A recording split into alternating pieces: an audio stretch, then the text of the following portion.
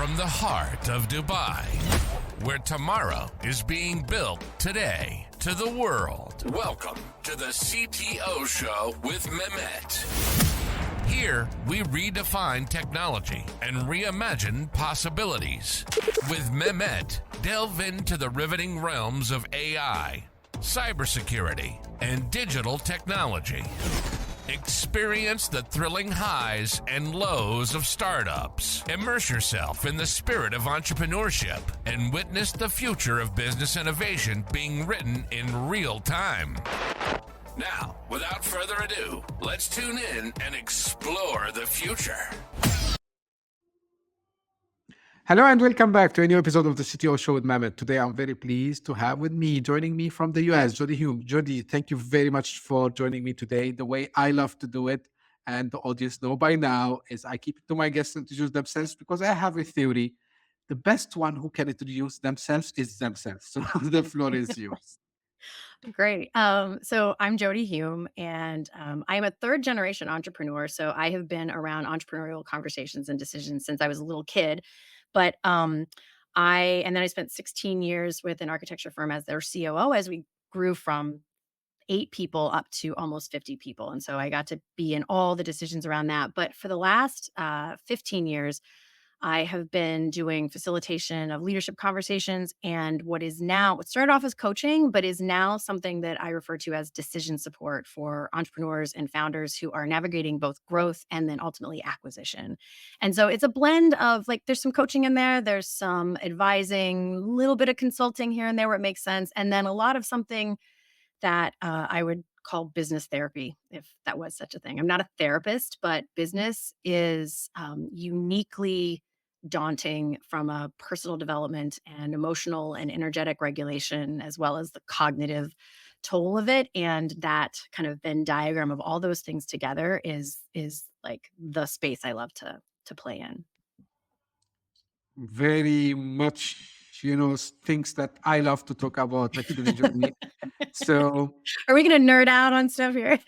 yeah, exactly. So the first Perfect. thing usually I am always curious to know. So what was the driver for you to shift or to do this transition from, architecture firm to providing these things? And to be honest with you, coaching people is not easy because you need to do a lot of listening yourself, and then you Yeah. need to, but I'm sure you had kind of a motivation or a purpose. So if you can just share that with us.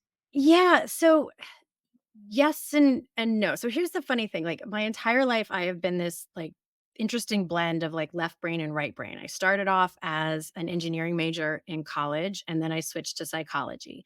And sometimes people say, well, Howard, that was a big jump. I'm like, is it really? Because engineering ultimately and psychology are both about figuring out why something works or doesn't work. It's this teasing apart of the variables and reverse engineering things and solving problems and getting to the bottom of a thing. So they both play in my brain in the exact same way. And so then when I was with the architecture firm, there were a lot of direct business things I was in charge of. I never meant to go there in the first place. I just took a job right out of college, actually as the receptionist at first, and then they made me the marketing director.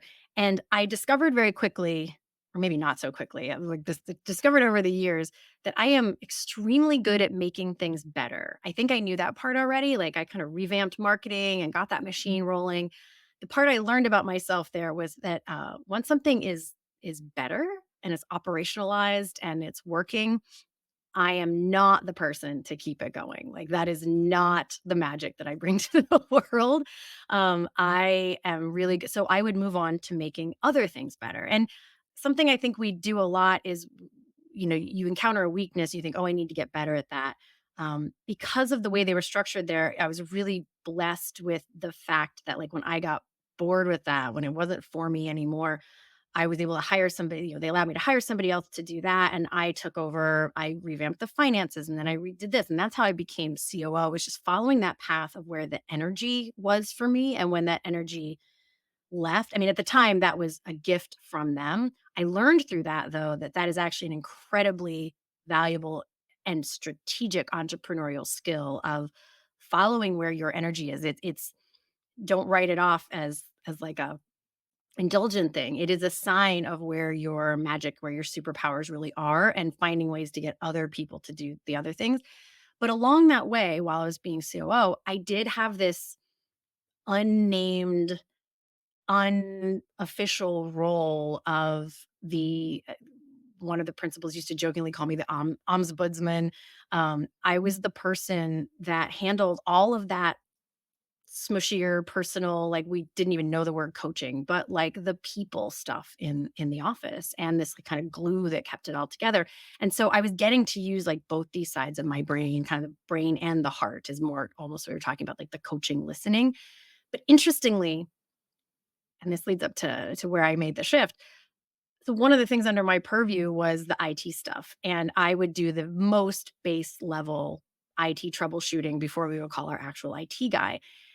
And if you've ever done IT troubleshooting, it is all about isolating the variables. First you swap out the cable and you're like, okay, it's not the cable. Maybe it's the network card. And so you'd swap that out or you log in as a different profile. That skill set of isolating the variables is exactly the same skill set I use when I am facilitating or when I am working one-on-one with an owner to try and get to the solution of a thing or understand what the problem is.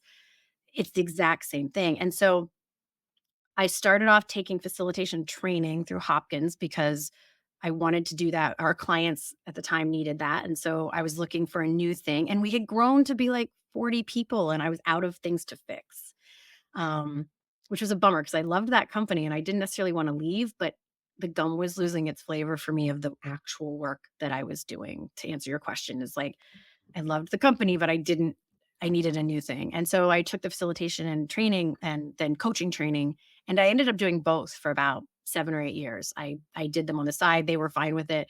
Um, and then ultimately that just became very clear that that was the work I needed to be doing in the world and not being at the architecture firm. So I made a very gradual jump. Some people quit their job and start their company. That was not for me because that also happened to coincide when I had my 2 children, and so it was a good way to kind of make a very long, slow transition. Absolutely. I love to hear these stories because at the end of the day, and we're gonna talk about like some of this stuff, to show people that there's no single path to do something, right? Um, No. In fact, I just spoke to some high school students and I told them, like, there is not a single thing that I get paid to do right now that I even knew existed until I was like 30. I couldn't have charted a yeah. course towards where I am. And I am in the dead center of the work I should be doing in the world. And I didn't even know this world existed when I was 18, 20, 25, 28. So, Jody, you work with a lot of founders, right? Mhm. Um, on my show, there's one specific, I would say, category of these founders that um, I like to give them more, attention, which are the first-time founders, because Ah, from my discussions, with all my guests, like whether they were on the technical side, the business side, and even the coaches and the leaders that I had the chance and I was honored to talk to them, what I found out is once you learn it, like if you are like second time, third time founder, of course you're gonna make mistakes. Of course, you're gonna have to have a mentor, coach, whatever. But the first time founders are, the ones who are like you just drop them kind of middle of nowhere and they have to figure out things. So from yeah. your experience working with a lot of founders and having your experience, what do you say their major challenges are usually? And maybe it's like I'm not trying to make it a loaded question, but if you can also dissect, for each one of these challenges, what could be, the best path or way to overcome this challenge? Yeah. So when you say their biggest challenge, I'm going to skip over some of the obvious ones that people hear Sure. about the most because like obviously, you know, market fit and like getting clients, like the sales, like those things, everybody knows those are challenges. And there's a million resources for that. I want to really highlight some of the things that maybe people hear less about, especially because um one of my frustrations in the world, and part of the reason that I do this work is that there's this weird taboo in business where in a very large number of the places that you hear people talking about their experience of starting, growing, running, selling a company, you only hear their success stories. Certainly as they're growing it, when you meet them out somewhere, they're going to tell you everything that's going fantastically. They're going to tell you we're killing it. We got this client. Like you have to go out and present this like this is what's working. It's a requirement as an entrepreneur in a lot of ways. But usually the only time you hear here's where we thought it was all going to end, here's where we skidded off the rails and went into the ditch, like usually you will only hear those on the path to then them telling you the great success story on the end. And that's lovely, but it doesn't really help people find themselves in the moment. And it's a weird metaphor, but I think of it the same way as like my grandmother was born like 1920 and no one told her about puberty. So like when she got to that point in the world, like she thought she was dying.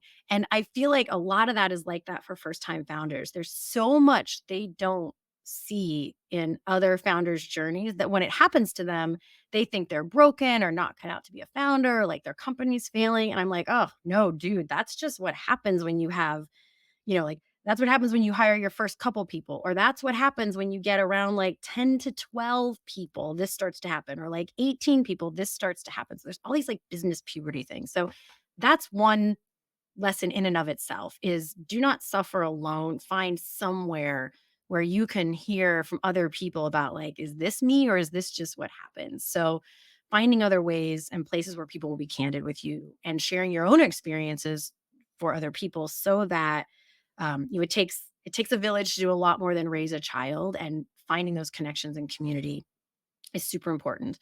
Um, leadership, they say leadership, it's lonely at the top. It should not be lonely at the top. That is one of the biggest mistakes you can make in business is being lonely, because isolation causes indecision, it causes all sorts of things, and it causes the mental health issues that founders are prone to have, which leads me to my second point.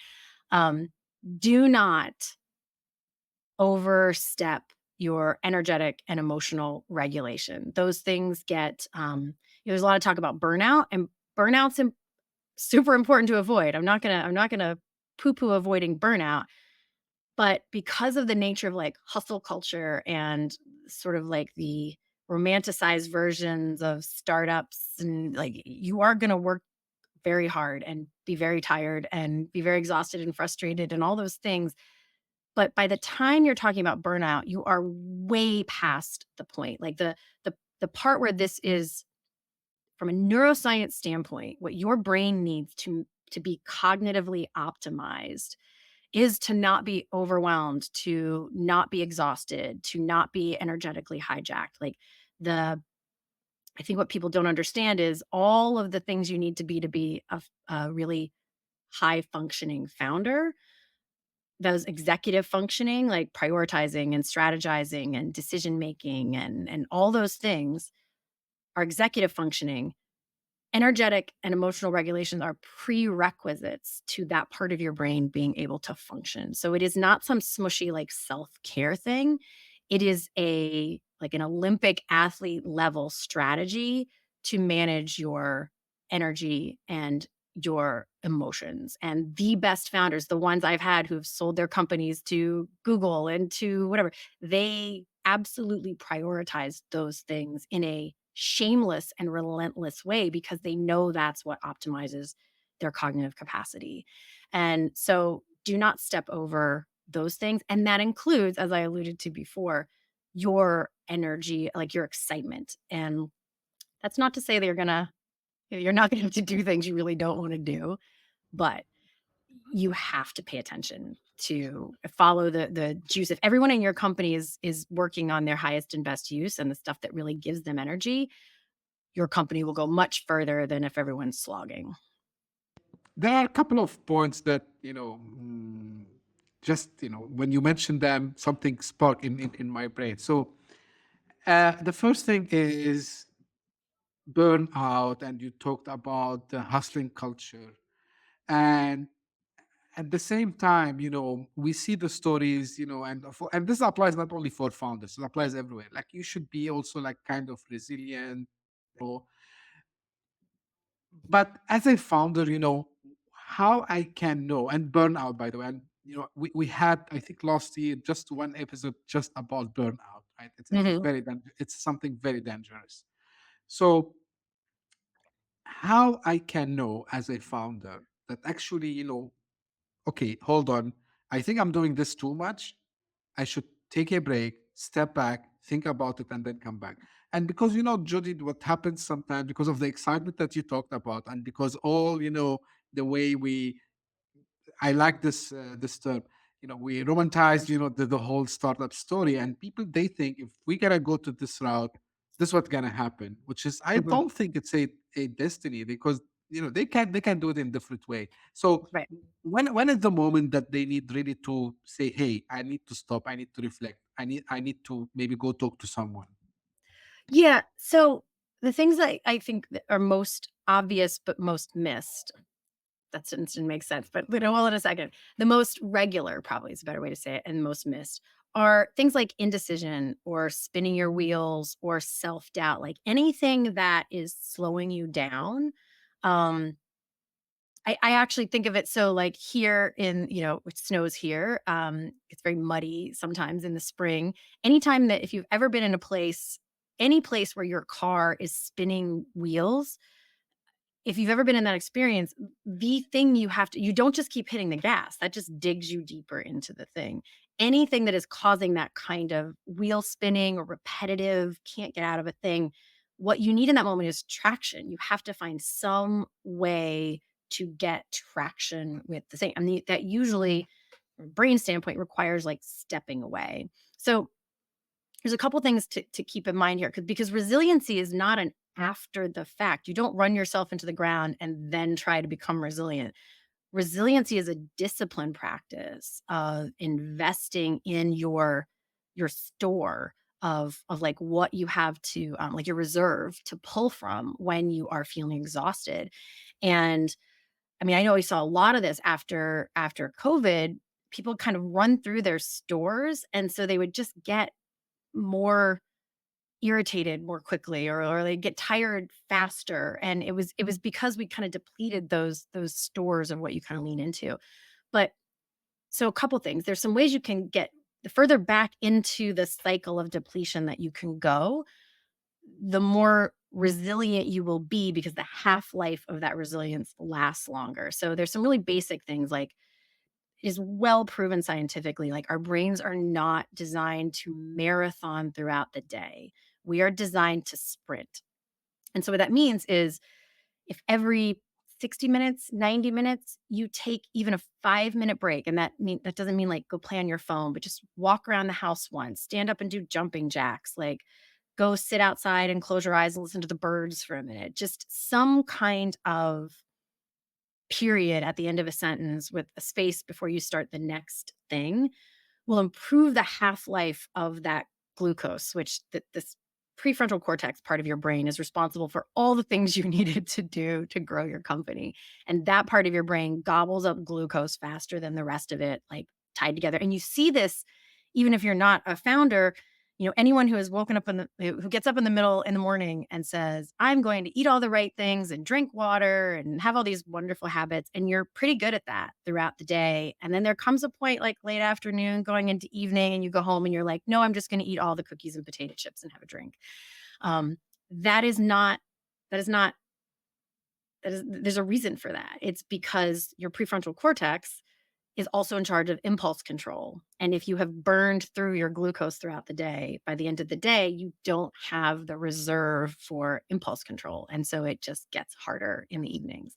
And so by doing little sprints throughout the day and taking some breaks, you can get further without losing some of that cognitive capacity. And that also applies to decisions. Like if you can reduce your decisions because that part of your brain is in charge of decisions. So even that's why they say don't pick up your phone and start deciding email, email, email, yes, no, because that's deciding and you're burning that glucose on what is quantifiably a pretty low level decision versus getting up and doing something um, that really that creates progress first with that part of your brain.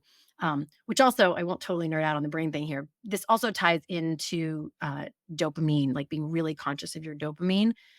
I don't fully understand the science of this just yet, but know it to be true and I've experienced it. Where you get your dopamine first in the morning will determine what your brain reaches for throughout the day. And so the two big things here is if you pick up your phone and do social media or get those like fast clicks of dopamine, the rest of your day you'll kind of be chasing that junk food version of dopamine.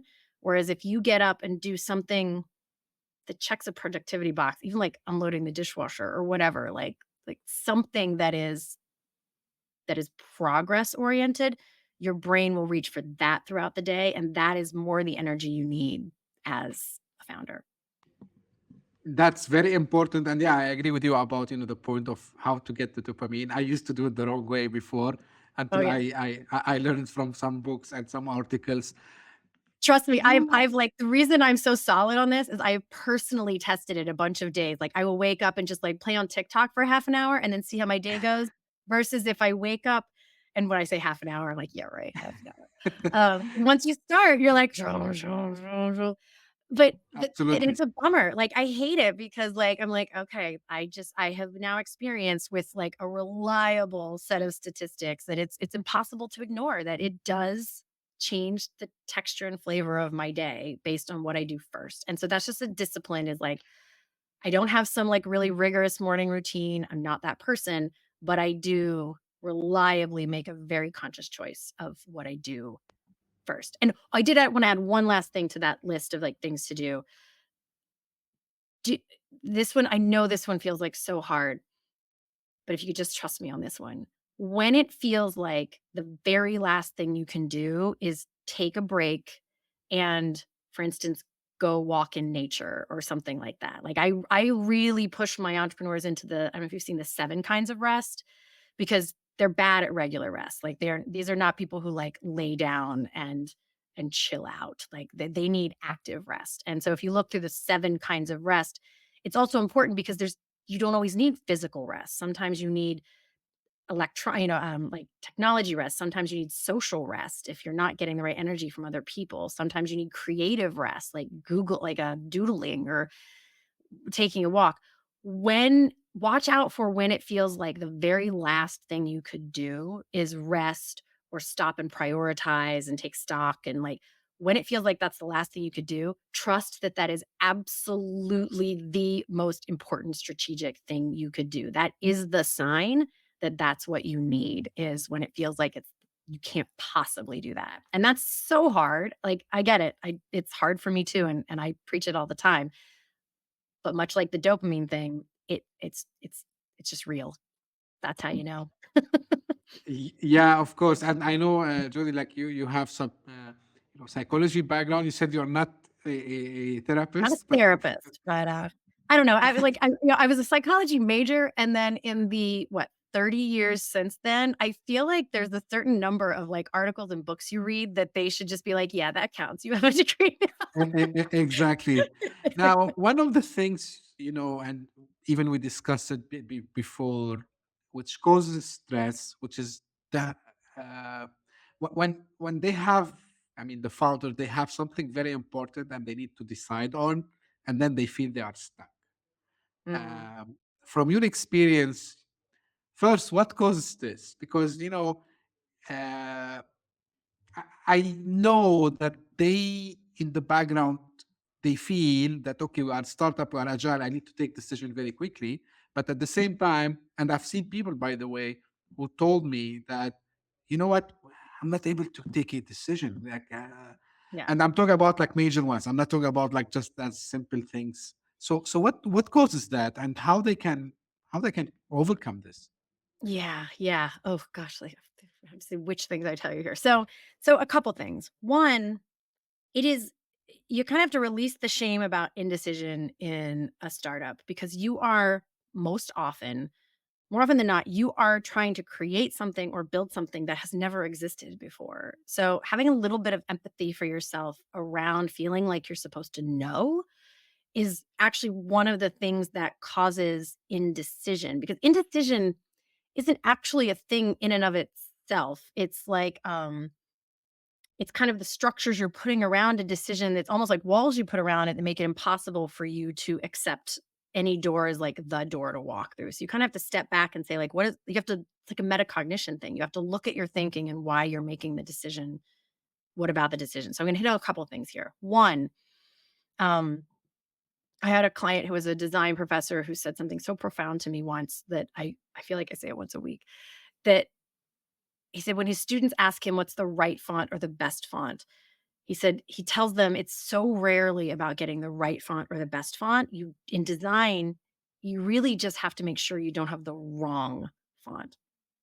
And it's so true. Like as long as the font isn't distracting or illegible, people aren't going to notice the difference between like this font and this other one that has like a tiny bit more of a serif. Like you just need to avoid having the wrong font, and then it's probably fine. And in entrepreneurship, especially when you are doing something that's never existed before, whatever part of you imagines that there's some script that's invisible that you are trying to yet like, perform on this script, it's not there. There is no script, there is no map. You are doing improv. So you get a little bit of information and you do with it what you can, and you get a little bit more information and you do with it what you can. That's as close as you get to a right answer. So you kind of have to loosen your grip on imagining that there is a right answer. And so I kind of break it down over the years. I think of it as like a couple, like three things really, and they all happen to start with C. I actually hate when people have like like an alliteration to their things. It kind of bums me out. They'll start with a C. Didn't do that on purpose. What people are most often looking for is clarity. And so some people, if you're a verbal processor, you might need to talk a thing through with someone else to get clear what's in your own mind. Internal processors simply don't need that and don't understand why other people do. But if you are a verbal processor, and I would just add this layer to, this might get harder for you as your company grows if you get, especially if you get investors, because sometimes what happens is the people you used to talk things through with, if they become investors, that might start to feel like a harder conversation to have. So you just always have to be aware that if you're a verbal processor, you must have people that you can verbally process with. Most of my clients are verbal processors. It's a big part of why my business exists. So sometimes you need that to get clarity. Clarity also comes from information or guidance. So you can find clarity. It's great to ask other people, but one of the reasons I see people get indecisive is, you know, way too many advisors, way too many investors, lots of people telling you what to do. That can cloud and muddy your perspective. At the end of the day, you know your company better than anyone. You have to get like, I value input from a lot of people, but ultimately when I'm listening to someone, I am listening for what they know deep inside of them, what they need. Like, so sometimes you need clarity, information to get clarity, but it's not usually that indecisiveness. It's not usually that. It's one of these other buckets, which is either confidence or courage. And the reason I make that distinction is confidence is like, oh, it's in there, it's resonant. You can't get clear because there's not enough information to get like crystal clear with clarity. So you have to kind of lean into, okay, I know enough that I have a decent gut feeling that this is the right thing. I've checked with a couple trusted people. They don't see any blind spots. They don't think it's the wrong font. I've done my due diligence to make sure this isn't a terrible mistake and then I'm not missing something huge. I'm just going to go for it. That's kind of the confidence piece. And then there's courage where, for better or for worse, there are going to be a bunch of times where you don't have a lot of information, not even enough to have a decent sense of confidence. No one else can really guide you because no one else has done this before. They don't know. You can't know. And you just have to lean into this courage to close your eyes, take a deep breath, take action, and trust that you will course correct, which is the other last piece about decision that I think we always forget. I think we imagine that like we move a piece on the chessboard and then the game will stay in that shape forever. And that's not how it works. Every action you take will change the entire game.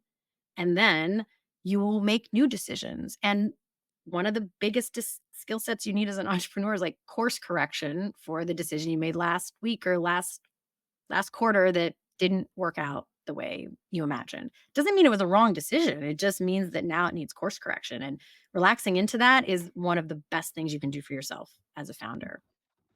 Now I'm gonna ask you this question, Jody, and this is just me. Uh, I love to follow the successful entrepreneurs, and even the ones who they have their style. One of the things that I noticed that sometimes, and correct me if I'm wrong, uh, on the last point you mentioned, the ability to correct the decision if it's wrong. But what I see is, and me included, by the way, all of us, I think, by nature, we have that ego. Okay, I took that decision. You know what? I will not change my mind because I think I did the right thing. So, how this is critical to remove the ego, especially because, you're running a business, and maybe some other people's lives are dependent on, of course not in the physical sense, depending on your decisions. So how me as a founder should I really remove the ego and accept that, yeah, sometimes I will be able to do mistakes?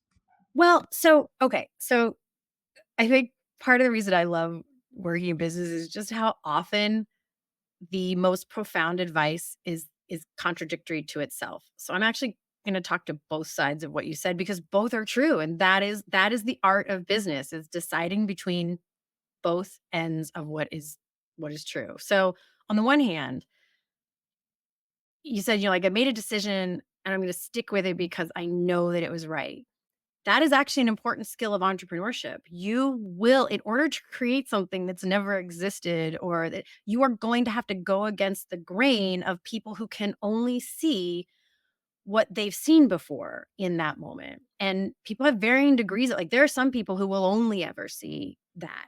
Then you might have an investor who does have that like visionary capacity, but he just can't quite see what you can see yet in this like crazy vision you have of what you want. So you cannot judge by what other people are saying it's the right or wrong decision. There are absolutely times you have to be like, everyone is telling me this is wrong, and I have to keep going. That's how you get to new places. And so that's important. But what you're talking about is slightly different, or could be where you need to loosen the ego is where the evidence of what you actually care about and what matters to you and your company as progress is telling you that it's the wrong thing. So, make up a scenario. I make a decision about something because I think it's what my customers need, and none of my customers are agreeing that they want that. And I hold tight to that decision because I just don't want to be wrong. Well, that's a really fast way to tank a company. Like when you ignore the data, when you ignore the things that actually rate whether you're doing the right thing. Now, slight nuance to that is if people need to be educated because they don't know they need something yet, then you have to back it up to, well, what are they cognizant to? What what do they care about? What will they say yes to now so that I can move them towards that thing? Like, it's like, what's the thing? Sell them what they want and then give them what they need. Like, there is that aspect to it a little bit. But to your point, holding needing to be right is not a helpful skill in entrepreneurship because um, everything about it is like the space shuttle. I read one time, and then I talked to an actual rocket scientist about this. It is true. So, like the space shuttle or anything they send into space, it's never actually. There's no point at which it is actually on course. Like, they are just constantly course correcting it. So the minute they like it to the left, um, it's off course, and it's just an issue of like how long do they wait before they it back to the right some, and that's how they get a thing where it's going. And that's kind of what happens in entrepreneurship. I mean, you think about how like delegating works. I have rarely seen a growing company not do this like, oh, I really, I can't, I'm the CEO, I can't have my fingers in everything. So I'm going to really let my team run with this. And I've never seen someone make that very important step without then getting to the like, oh my God, it never occurred to me that they do it that way. And now this is off the rails. So I have to like pull back and guide it a little bit. But you don't want to go back over to micromanaging. And that like, where is this sweet spot where like it all works? But I think what we don't understand sometimes, and this is how I help people kind of loosen that grip on being right, is those all of those are right. Like your brain learns from contrast. So like you're like, oops, that's not quite right. And then you bounce back and you're like, oops, that's not quite right. That is how you build neuroplasticity. That's also how you build actual muscles in your body. Interestingly, like when you wobble and you have to like tighten yourself back up, that's how your brain learns the muscle memory of how to like do a thing. So it's less about like, I don't think of it as trying to, let go of your ego because I think that's a really tough thing. I think it's more about reframing what right is. It like if you want to think of right as I chose something and I'm going to white knuckle hold on to it forever, I don't I struggle to see how that's not being right. That cuz it cuz the moment it starts not working, you're now wrong. And so you're actually holding tight on to something that's wrong. And so just being open to new data, because as the data changes, you were right in the moment because that's all the information you had. Now you have new information. If you don't update with the new information, you are now holding tight to something that has been proven wrong. And if you the survival of the fittest, it's a very like known phrase. I heard someone talking the other day that we think of that as like the most capable, the strongest, the who could dominate. She said, but that is actually not what that phrase means. It's about fit. It's about adaptability. It is survival of the fittest, the most able to adapt fit to new information and new stimuli. And so that's how I think of the relationship with being right. And in startups, everything is about being agile and measuring and seeing Yes. if things are going well. So do you think the because first time founders probably also it's the first time for them to be having a role of a leader. Yes. So and a leader, and there's a lot of things that are out there, but for to me, the leader is someone who listen to what other people are telling. He put his ideas also and then try to lead the team by what he thinks or she thinks is the right way to do it. And then, to your point, when he or she finds out that, okay, there's something wrong, okay, come back, let's sit as a team and Yeah. see what should we do next. Now, but this skill, the leadership skill, Jody, uh, of course, like they need to learn down the road. But is there anything usually you advise, your the people you consult to them on, what is the leadership style, let's say, or like what are like some of the common maybe advices that they need to listen to be successful leaders, because it's all about leadership at the end of the day, right? Yeah. Yeah. And there's a lot of stuff that comes up later that I would love to save people from in advance because it is always harder. It's always going to be harder to course correct things later than it is. Like once threads have gotten woven into your culture or to your team structure, it's harder to unweave them than it is to just weave them incorrectly in the first place. It can be done absolutely, but it's just a little harder. So I think one of the most important things is not imagining that leadership is about knowing all the answers. Like it is much more about surfacing the right questions and then also involving your team in the decision process of those. So one of the biggest mistakes I see people make, and very early on, again, this is why it's hard. Very early on, you are going to be the generator of the vision and the guidance and the answers because it's all in your head and and that will remain the way. You're the one with the vision. Like people aren't just going to instantly get your vision and internally be able to make those decisions super early on. But the faster and the earlier that you can be training other people in what you see and how you think and being transparent with that so that they can get it and develop their own internal GPS. Because the frustrations I hear later is everyone always has to come to me. I've told them they can, make choices. Why don't they just make choices? But then also being frustrated. Well, they made these choices and it's not what I wanted. Like that friction is always there.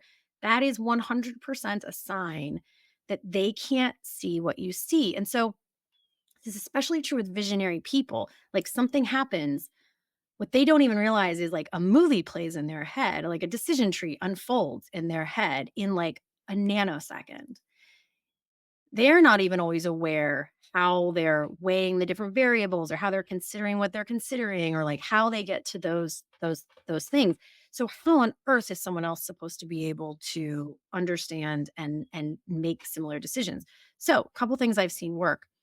This one I drew from a parenting book I was reading one time where it was saying, like, if you want your kids to, for instance, be able to be patient or handle frustration, those are more often than not things that you are doing in your body, inside your body, in your head, and they have no idea it's happening. So you need to narrate that. Like if you are standing in line at the grocery store and it's really long and you're feeling frustrated, to say to your toddler or 5 or 6 year old, like, wow, I'm feeling really frustrated. This is taking so long. I'm going to use this technique to be more patient in this moment. It's just narrating what is happening so that they can be like, oh, so that's how you dig deep for patience or whatever. Otherwise, how on earth are they supposed to understand the concept of patience? You say like, you just have to be patient. What does it even mean? What is be patient?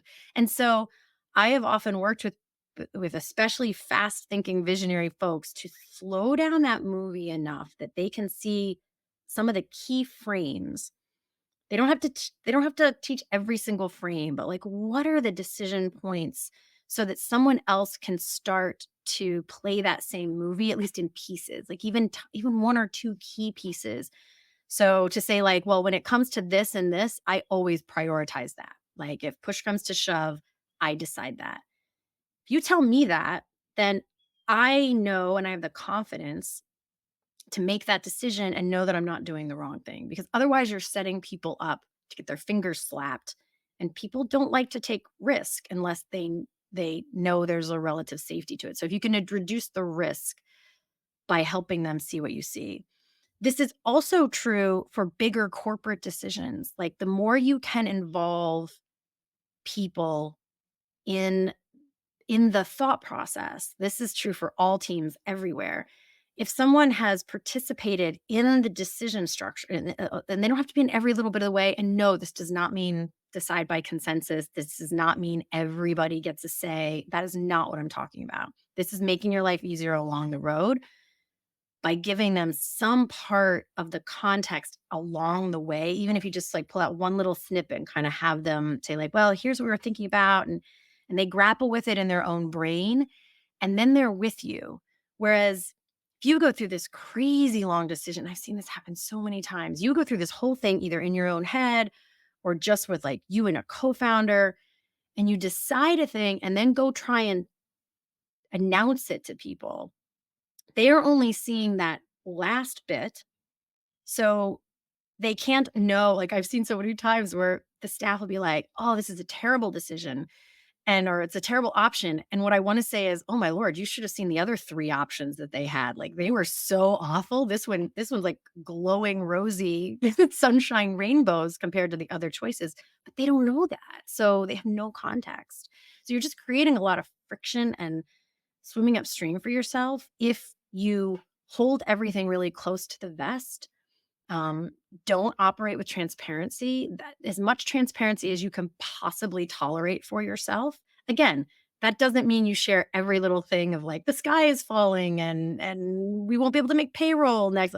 Maybe not that much, but helping people understand like, hey, when we do these things, it it benefits us in this way financially, and therefore that has value and we should prioritize it.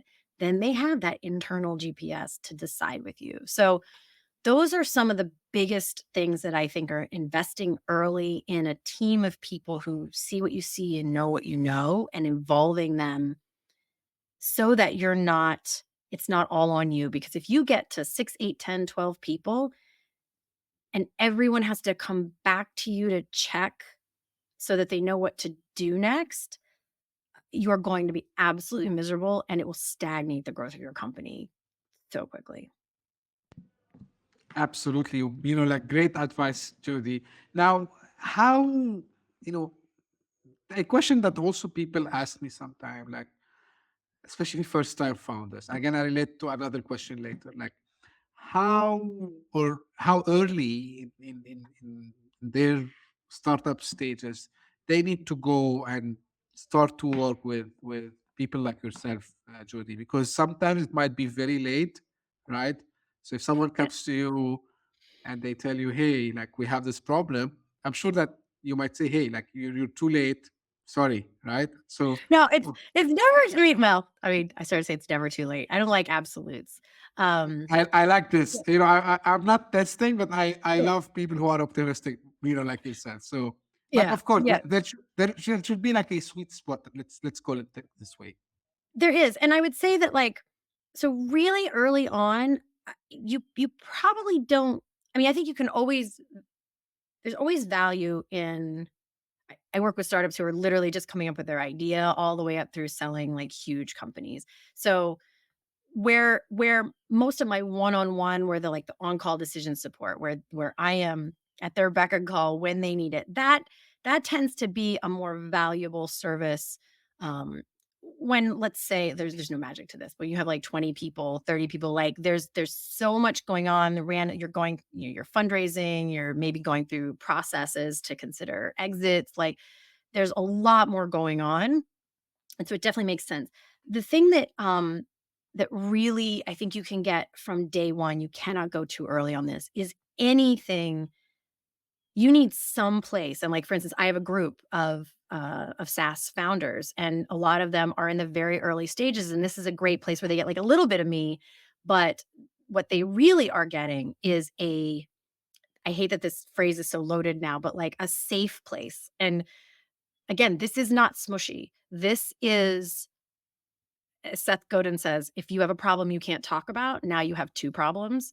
And you have to have a place where you can lay it all down and be candid and honest and vulnerable about what you're actually grappling with. You have to have that from day one. And often that's like friends or family in the beginning. The challenge can be there is that sometimes those friends or family don't have a second question, like they don't understand. So you need someone, and they don't have to be the same person, but you need someone who understands your business. You need someone who understands you.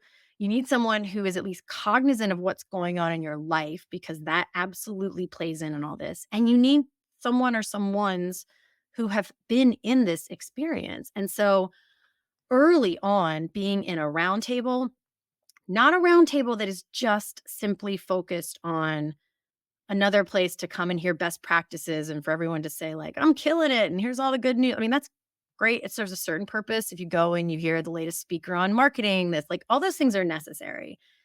But again, like, it's almost like the therapy thing, the group therapy, interestingly, because it's not always just about problems. Like, there's a whole side of this that I don't often get to talk about because it just doesn't come up as often. The other thing that's lacking in not having someone to talk to is actually not having people to get a satisfying, and that's the important word there, a satisfying high five out of for what you just accomplished. Like, I had a client who pulled off a thing in a contract with a company we would all recognize the name of. And there was literally no one she could tell that to, who either it would be a breach of confidence to tell, like, so it was just like, it was inappropriate to share it, or like, she was like, "Well, I could have told my mom, but my mom has no concept of what that took to pull that off." So even though she's like, "Great," she's like, "I'm not satisfied because," and normally those kinds of things she might tell like a CEO friend, but because of what the contract was and the NDAs and all that stuff, she couldn't do that. So you have to have a place. I consider it both ends of real, for the really crappy, not fun, I'm not sure. That goes all the way to like business hospice, as I call it, like those days where you're like, I think I just need to burn it down. You have to have a place where you can talk about those things. And you also need a place where you can shamelessly gloat and brag, and where you can hear that you are doing a good job. Because that is the other thing that I don't think people realize goes away. People think that founders are constantly getting all this positive validation. That is not the case. More often than not, they are questioning their worth and value and like all the time. And people just forget that they also need to hear, like, hey, you did a really good job in that presentation to the team. No one ever says that. They think they don't need to hear it. So you get that early as you possibly can and build a strong network. Build your village. I don't know if I already said this, but like it takes a village to build to, they say it takes a village to raise a child. It takes a village to grow a company, and you building that village early, you can't do that early enough. There comes a point where maybe having the right kind of advisor. People have lots of startup advisors. The challenge is if that person has a horse in your race, that's where it can get really tricky, where you need an objective person somewhere in there for sure. Like this is, really the way you're telling this, Jody. Like I hope, because this is the energy that I took, just having someone to talk to them the way you're doing, and I think they are about to take a major decision. I think it will let them feel a little bit like less stressed. Now, out of curiosity, out of curiosity, because you've worked with first time founders and all the way to people who are funded and even about to sell their companies, do you see this problem of, especially decision making, get less with time because of the experience, or actually the more the business will grow, more decisions to come and more struggles and challenges from your Yeah. experience? What did you see in Yeah. that space? So certain things absolutely get easier. I mean, like decisions that you grapple with in the beginning, you build some, you habituate to, and those decisions sometimes get easier. Um, but a bunch of different things popped into my head when you said that, and I'm hoping I can remember all of them. So first of all, if you are looking for like if you imagine that there will come a point in entrepreneurship where either from a decision standpoint or from a like psychology standpoint, like, people talk about like imposter syndrome. I'm like, if you imagine that goes away just because you reach some point, that I'm sorry. Like you probably, maybe you shouldn't be an entrepreneur. I don't know. You kind of have to love the grapple. Like there's always going to be, because what happens is, yes, you get better at some decisions, but then you have new, bigger decisions. And, you know, progress often looks like new problems. And that's what you have to love as an entrepreneur. I have a client who will joke, he's like, "Hey, I have new problems, so I guess I'm making progress." Because that's just how it goes. Like there was a period, a very short period, where I tried to be someone who runs. I hate running. And so I've given that up. But for a while, it was all cardiovascular. Like if I ran a shamefully low amount of time, I would be so out of breath that I would have to stop. Well, one day I was running and all the tiny muscles around my ankles started stinging and like up my calf. And I was like, oh, I can now cardiovascularly run far enough that I am encountering the new problem of the weakness of the muscles in my feet. And that is how entrepreneurship works. So you are always going to have new problems. And so building your resilience and your, I don't know if I could say excitement around, like, but your tolerance for and your willingness to embrace it as like, okay, this is like, now I have new problems. This is a new thing to do. So there's absolutely that.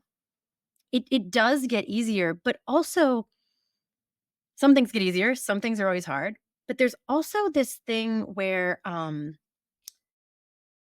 you will just sometimes like I had a client, a long-term client who's multiple companies. This is like his third or fourth startup that he's building to sell. He has hired and fired countless people. And he did one of the like joked like the bat signal calls. Like he was like, "Hey, do you have time this afternoon?" I'm like, "Absolutely. That's how my model works." he calls and he wanted to talk through the conversation of letting someone go. And I'll be honest, I was a little bit surprised. Like even doing all this work and seeing people. So I literally asked him, I said, I gotta ask you, like, I'm sort like, I know you've done this a bunch of times. I know you actually have a really beautiful way of handling your people. Like I really respect how he leads. I'm like, why? And he explained to me the circumstances about it. And as soon as he said it, it made perfect sense. But there will even things that you're already air quotes good at, there will be moments or like variables that get added into that soup that change the flavor in a way that all of a sudden you're like, oh, wow, this one feels hard and yucky. And I always think of it, and maybe this is the perfect example. What he needed was not like a class or an article or like best practices from an HR person of how, like, all of that is irrelevant. Um, my mom used to use this metaphor of a filing cabinet or a set of drawers. You know, if you pull drawers out and you too many, that it will topple and you have to like push them back in to like reestablish the center of gravity. That is what people need more often than not when they are feeling unsure or indecisive or just wobbly or unsettled about a thing, is you have to help them push in the drawers that shouldn't be pulled out. You have to separate like fears, separate like the facts from like fears and fictions that they're making up, and help them find what's like real and true. And that like recenters them, and then they're good and they can go do their thing. But we all need that kind of that never goes away. There is no point at which you will just know and have all the answers. A- Absolutely, because it's as you mentioned at the beginning, like it's like a kind of a sprint. It's not like a marathon, Yeah. right? So Yes. it's like a continuous education, and I believe, and from what I have watched and listened and read, is the successful ones were the ones who were always learning, were always uh, trying to get their game up. Uh, Jody, like, we covered a lot today, and I would like to ask you where, especially first time founder, they can find more about you. Yeah. So if you my website is at thecore.com. And so there you can find information about my one-on-one services. That's also where you can there's a link there to book a connection call with me. That is it's like 30 minutes, 45 minutes. I will tell you, that is not a sales call. That is not how I handle those. It's I've learned, this is my 20th year of doing this work. Um officially since I first started, and I will tell you, very very very early on I learned the wonderful lesson that like when it works, it just works, and when it doesn't, I usually know someone who is, or like have a resource for the person for whom it is. But that's how you can find out about the group, or just I welcome anyone to book that call, and we can have a quick chat and see what they are grappling with and what I would recommend. Because interestingly, the entire way that I stumbled on this sort of like, I don't know, it feels like a next evolution of coaching, of this like decision support, the on call, was because of how many people would call me and want an introductory session because they thought they needed a coach, and I would talk to them, and over and over and over again, I was like, you don't need a coach. You don't need a 6-month program. You don't need an advisor or a consultant. Like, you had one issue and now you're clear. Go back and do your thing. Call me later if you want another single session. But I was doing that as like an intro call. And all of a sudden I was like, wait, this is actually what people need, is they just need to get clear. And so, because that's not the most obvious off your shelf service, like, I just welcome people, like, it's half hour, just have a chat. Sometimes you just need to get clear and then go about your business. So Absolutely, I love this because again, they are busy probably, and they need to act fast. And I love the way you name it this way, like on call support, right? So it's like the hotline, right? So for business it is, decision. it is. It's like a hotline. I my marketing person wanted me to call it Founders Lifeline, I was like, oh, I don't know. I kind of love that, but it's just on the edge of a little bit cheesy for me. So I'm like, I don't think I can do that, but it's on the books. But No, absolutely, absolutely. Like I think it's much needed. So I will make sure I will put the link in the show notes so people can reach out to you, Jody. Thank you again. Really, I enjoyed the conversation. I me learned too. personally.